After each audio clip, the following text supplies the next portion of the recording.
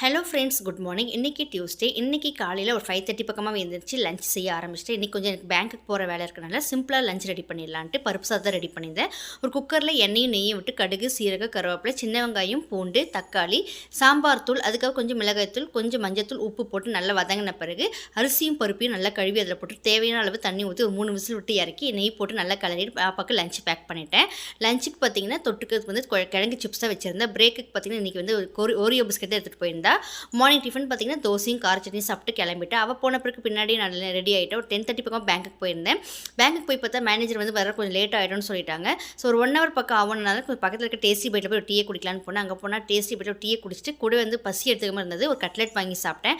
Cutlet பார்த்தீங்கன்னா நல்லாவே இல்லை, சுத்தமாக நல்லாவே இல்லை. ஏன்டா வாங்கினன்ற மாதிரி ஆயிடுச்சு. ஸோ வேணும் வேணான்னு சாப்பிட்டு டீயை குடிச்சிட்டு அதுக்கப்புறம் திரும்ப பேங்க் வந்து வேலையெல்லாம் முடிச்சுட்டு வீட்டுக்கு வந்துட்டேன். ஸோ இந்த வீடியோ உங்களுக்கு பிடிச்சிருந்தா லைக் பண்ணுங்கள், ஷேர் பண்ணுங்கள், மறக்காமல் சப்ஸ்கிரைப் பண்ணி பாருங்கள். தேங்க்ஸ் ஃபார் வாட்சிங்.